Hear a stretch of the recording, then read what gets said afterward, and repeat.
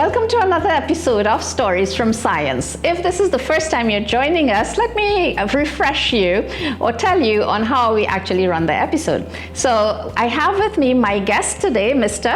Shay Pullman. Thank you for having me back, Professor. Wonderful to have Shay here. And Shay is a student of science. Yeah. Right? A student of yours in particular. Yes. And as a professor, I like nothing better than to test my students. So this is what we do. We're going to share stories from science, but how we do that is I'm going to make a statement, Shay, and you are going to have to figure out, is it true or false? Let me hope to try and get one correct today. And which is why you have that mug there to see how many you could get right in a row. I only see X's today, Professor. I will be keeping tabs on how many you get right this time around. All right. So with that, we're going to actually get started. And the theme of today's episode is stolen science. I wonder what goes through your mind when I say stolen science. In the history of science, it usually goes along the track record of someone not proving something and someone proving it later, so they get the awards for it. That's what I think about. Okay, so that's interesting. Now, for our audience out there, it's important for you to know that Shay actually has not been prepped for any of these episodes.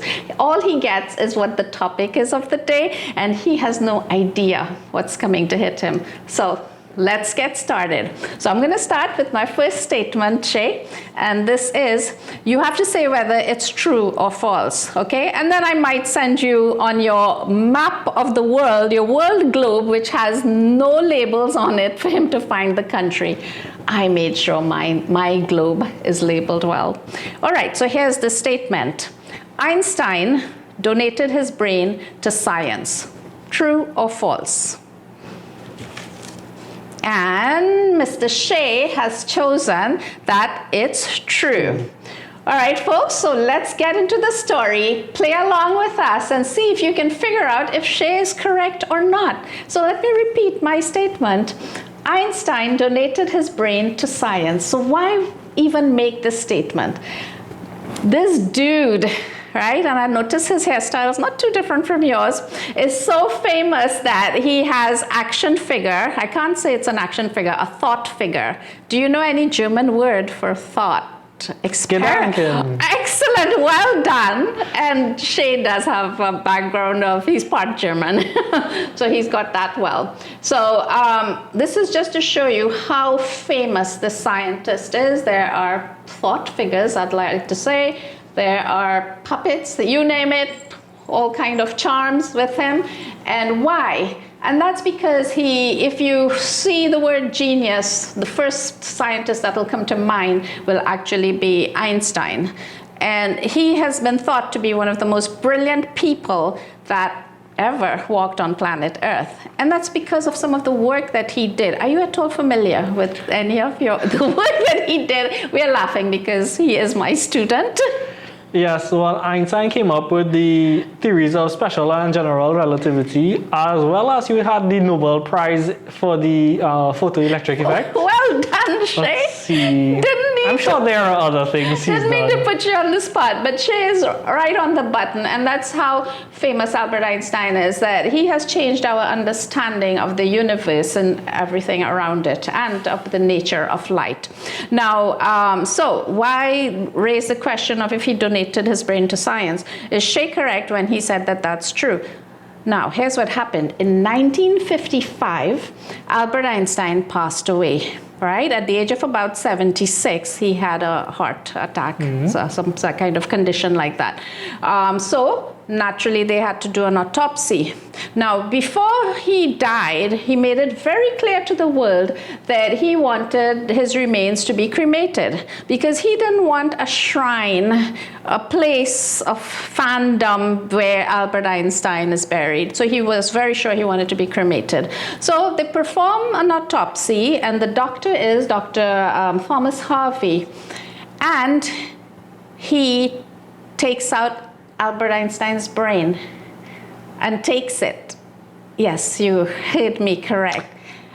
So did Albert Einstein donate his brain to science, or was it stolen? Today's episode is Stolen Science.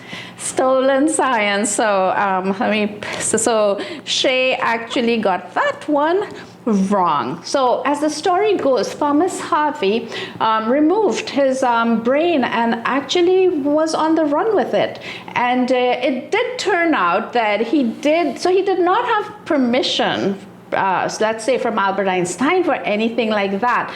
But his son, Hans Einstein, did say that if it's only for the good of science, that he could hold on to it. And he was pretty much on the run, and it's hard to believe that a famous brain as Albert Einstein was just kept in jars. He sliced up over 200 slices and put them on microscope slides, trying to study this brain to see what is it that made this scientist as brilliant as he was.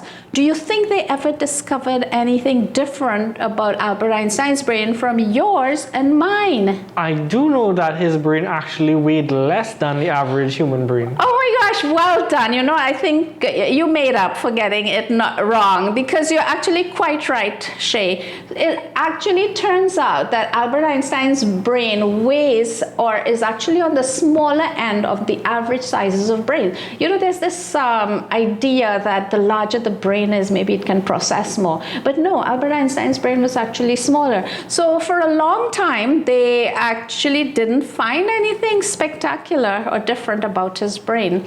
But very recent studies in neuroscience, as things have started to get more technological, they have found that the areas of his brain which deal with imagination and creativity was a little bit more developed than us lesser mortals. But for decades, Thomas Harvey was on the run with Albert Einstein's brain. How does that make you feel?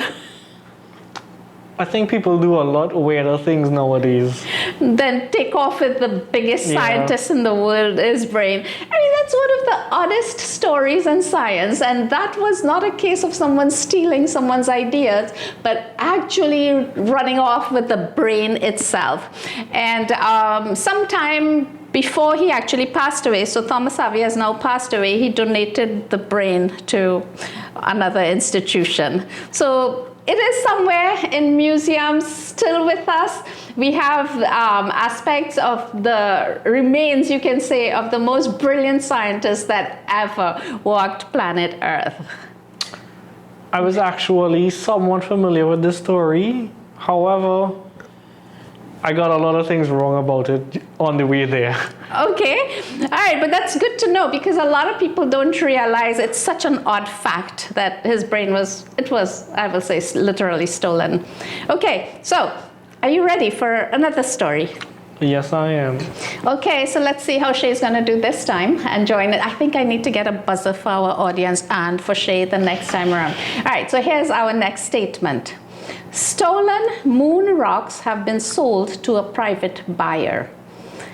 Let me repeat that for you, Shay. Stolen moon rocks have been sold to a private buyer.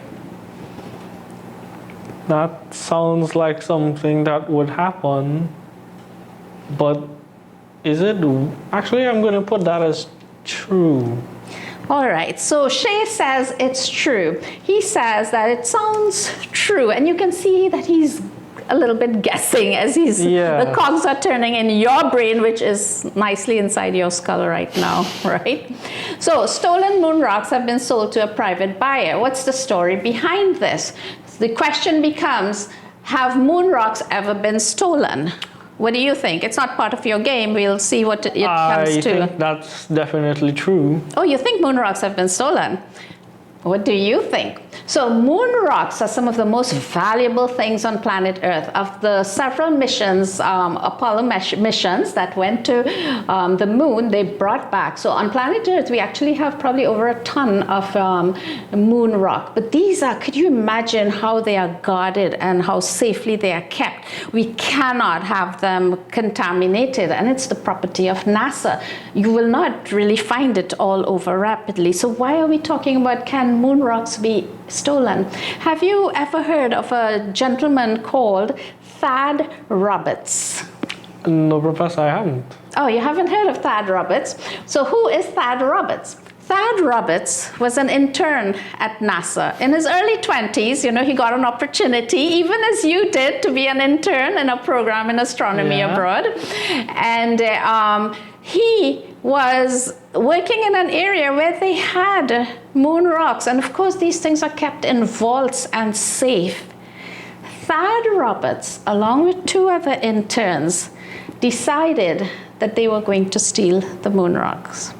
They used their security clearance because they already were, right? But when they reached the vault, it was encrypted. The tag on it, which they thought they would have been able to easily open it and steal the rocks, they could not. So what would you do if you were in that situation? First of all, would you ever be in that situation?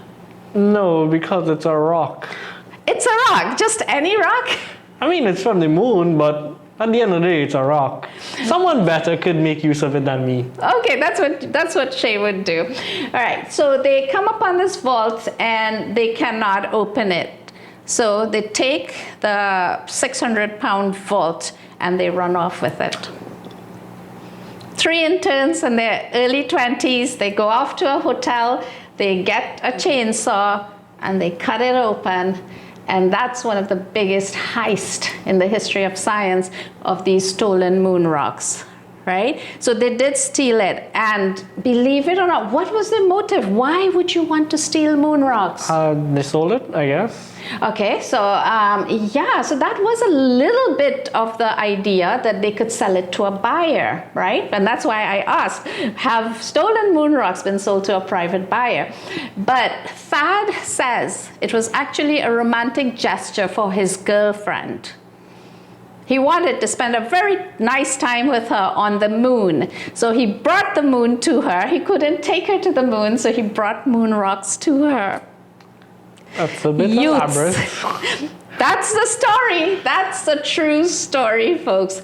So, so then they tried to sell the moon rocks, and they got a potential buyer, a Belgian buyer, for like $5,000 a gram. He stole about 101 grams, right? But the actual value of the rocks, how much do you think it was? I mean, can you put a value to that? That's a good question, but it does have a value to it. In terms of the research and all the cost of fetching those rocks. I mean, by the fact of there's such limited supply of it as it is, it has such a high value by itself. Absolutely. So it's valued at about $21 million, right? And here he's selling it at $5,000 a gram, okay? So now, if you were the buyer, would you be interested in buying that? No. Okay, so what happens there? Well, the buyer had a conscience, people, and guess what he did? He notified. Bought it and returned it? No, he didn't buy it and return it. He did better than that. He notified FBI, and they had a sting operation. So when Thad Roberts goes to meet the potential buyer, it's actually FBI agency's meeting, and you know what happened there. So he was arrested and he was charged, and he was actually known to have stolen some dinosaur bones from a museum as well. Okay, now that's where I draw my line. I know you would. So folks, we leave you with that very interesting story, which is again totally true in the world of science. And he did get about 8 years in prison, and he has finished serving the term. So if you're interested, look up Thad Roberts, a most interesting story. So we'll take a break now and we'll be right back.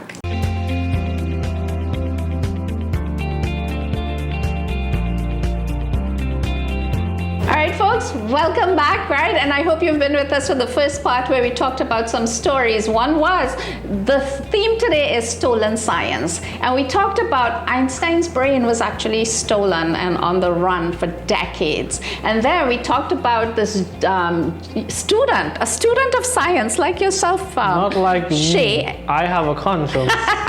I'm very relieved to hear that. But who stole moon rocks and actually served time for it. And today he's actually gives talks all over and has done degrees in physics and philosophy and things like that. Okay, so let's continue with our stories for today on the theme of stolen science. Ready? I'm ready. You're ready. Okay, so let's go. here's the next statement, and you decide if it's true or false. And just for the record, so far, Shay has gotten 2 X's, right? So on your cup, hey, I haven't been taking you on the world map. We will soon. All right, so here's the statement. The DNA double helix discovery and Nobel Prize did not recognize the contribution of another key colleague. Let me repeat that for you. The DNA, I know you're a physics student, but you're familiar with the DNA yes, double helix structure? Excellent. So the DNA double helix discovery and Nobel Prize, right, the people who got it, they did not recognize the contribution of another colleague. Is that true or false, Shay? I'm going to go through true because that sounds like something that happens all the time. Okay, so Shay says it's true, right? Note he's gotten the last 2 not quite right. So let's see how he has done this time by talking about the story. So what does this have to do with? Have you heard the name Watson and Crick? No, my immediate thought was Watson. Watson, okay, not that Watson. All right, so students of biology and anyone who's interested in the biological sciences, one of the biggest discoveries in the history of science was unraveling and understanding our DNA structure, that it's a double helix, right? Mm-hmm. It sort of wraps around itself and it's got like these ladders on it, right, that connects it. But how did we come to know that? Because this was such a big turning point in understanding genetics, and we know where genetics is today, all right? So the names that are really associated with understanding the double helix structure is Watson and Crick. All right, so here's what happened. At a time, there was this scientist called Rosalind Franklin. Have you heard of her? No, I haven't. And the fact that you said no is the crux of the story. Very few people, unless you're a historian or interested in topics like myself about women in science, you do not hear. Have you heard of Marie Curie? Yes, I have. There you go, right? So most people would know the name Marie Curie, but they don't know the name of Rosalind Franklin. Who was she? Well, she was the person who was doing imaging of DNA, okay? And there's a very famous photograph, which we will show you, that you'll be seeing, and it's known as photograph 51. It's that famous. And she got this image, which sort of looked like, to our untrained eyes, like an X, but she did not know exactly what she was looking at. And she was working with other colleagues in her lab, right? And they were there too. And it turns out that that colleague knew Watson and Crick. And some of the story as it goes is that they took her data without her knowing and showed it to them. Now it depends on the areas and so on they're working, immediately they recognize that the only structure that could describe the genetic thing that you're looking at there is a double helix. And that was a breakthrough. If you think about what are some of the biggest breakthroughs in science, that was it. And when there are big breakthroughs, there's usually a Nobel Prize associated with it. And for that, Watson and Crick, right, and one of their other colleagues, Wilkins, got the Nobel Prize in the biological field. Did you hear the omission of a name? No, Rosalind Franklin. Nobody even knew how critical her work had been to decoding that image. And well, she took the image herself and the work that she was doing. To this day, they try to study and see really what's going on there.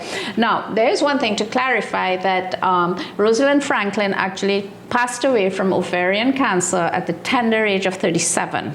And they received the Nobel Prize after. So one of the things with the Nobel Prize is that you must be alive. You must be alive to receive it and attend the gala ceremony. So Nobel Prizes are never awarded, even though it might be the work of someone who has passed away. So you can say that that's part of the reason, but the story is way beyond that, because not many people even know of her name. And whereas Watson and Crick and the double helix, there's a book by that name, changed the world. All right. So that's another story of stolen science. Did Shay get that one correct?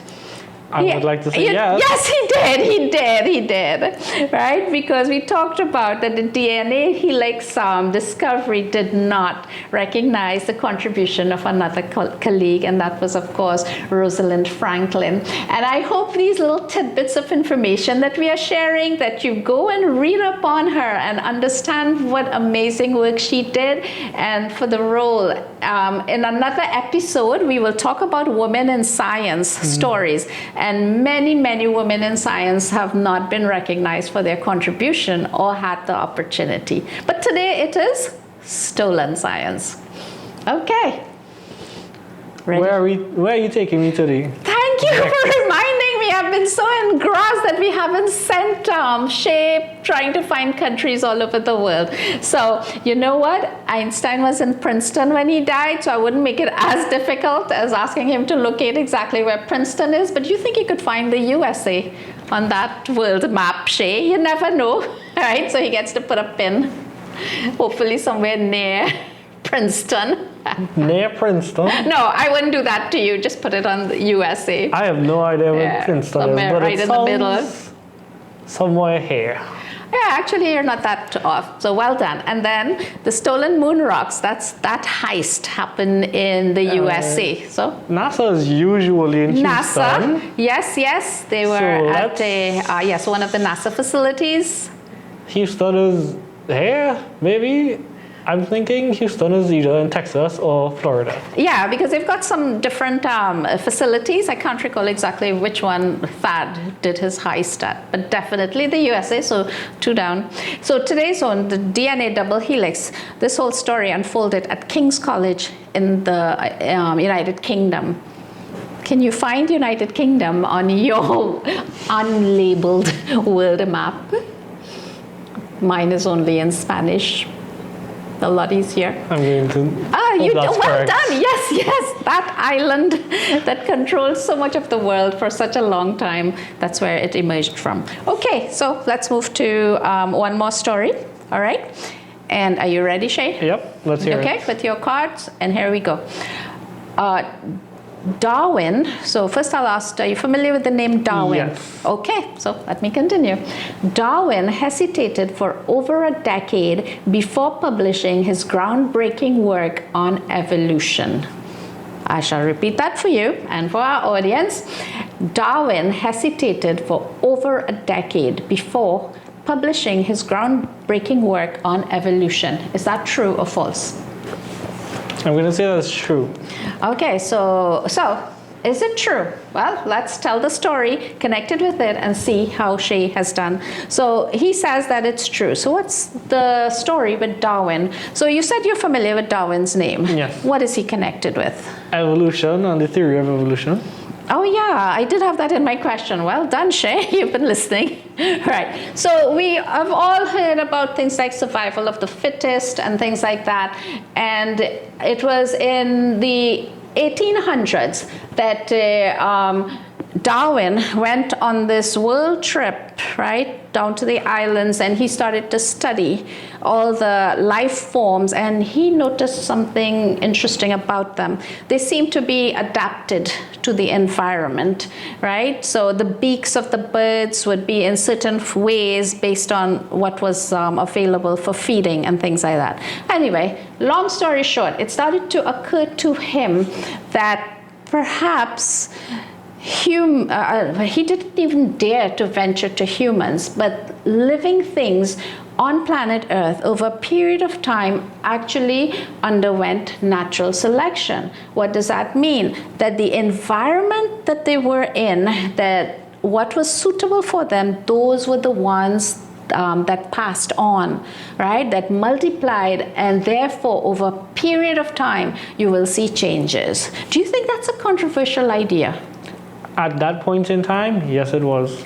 Because what it implies is that everything, including humans, may have come from something else and simpler forms. And you are very right. That was extremely controversial at a time where the origin of humans was, the main idea was about creationism. So as the statement said today, he was very hesitant to come forward with his idea. And not just over a decade, almost 20 years. Could you have notes and studies and ideas and just hold back for 20 years? All right? That'd be very hard to do. So the topic is stolen science. So where's the stolen science in this? Now, when ideas are coming about, it usually doesn't happen just one person comes up with it. So there was someone he knew, someone who knew of him and a bit of the work that he was doing, and his name was Wallace. Have you heard of the name Wallace associated with Darwin? No, I haven't. Now we see where the stolen science is going. Now, Wallace knew that Darwin was a brilliant guy who had been doing this kind of work in examining animals and their adaptation in different places, and so was Wallace. So Wallace wrote a letter to him. And when Darwin looked at that, it was like, oh, this is so close to my own ideas that I've been having for 20 years. What would you do? Usually you would reach out to collaborate with this person, no? Right? So and Wallace had written to him asking him about his ideas and about possibility of publishing that. And here he's like, oh my God, this is so much of my own ideas right here. So it turned out that jointly they presented the idea on natural selection, right? And these ideas of survival of the fittest and evolution to the big societies there. So and it was a joint thing. But again, why does Shea know, and most people know Darwin's name and not Wallace, right? So when Darwin saw that, right, then he, talk about procrastination. Talk about procrastination, right? What he had put off for 20 years, within 1 year, he hurriedly wrote his book, The Origin of Species, and in 1859, that game-changing book hit the press. And that's why we all know Darwin's name, while Wallace's name has sort of withered away, except among experts and people who work in the field. All right? So it feels like a little bit of stolen limelight. Nothing like some competition to make you hurry up. And finish your work. Yeah. All right. So if you've been putting off doing an idea, a dream that you have, folks, time to get on it before someone else beats you to it. So that's why Darwin's name really took off. Now, what's interesting? What's interesting is that the relationship between Wallace and Darwin was really, really excellent. Wallace really, really respected him, and it's Wallace who really suggested to Darwin in his book to use the term survival of the fittest, which has remained with us, but we still think of Darwin. All right, so that actually is bringing us to the end of another episode. And how did Shea do with that one? He did say that is true, and you were actually quite right. So where was Darwin and Wallace? Could you go to the Galapagos Islands? I was about to say, the first thing that comes to mind with Darwin is the Galapagos Islands. I think that's where. Have you any idea where that is? This is very weird to do. I'm going to guess here. All right, and I have to, not being a biologist myself, or a geography person, I too will have to look for the Galapagos Islands. But I think you are on the button, right? Somewhere around there. So folks, this brings us to the end of another episode on Stories from Science. I want to thank my student of science and my guest today, Shea, very much for joining us. Thank you for having me again, Professor. Okay, and he certainly did very well today. And all of you, I hope that we have ignited some ideas and thoughts in your head where you can go and check up further information. So folks, until next time, bye-bye.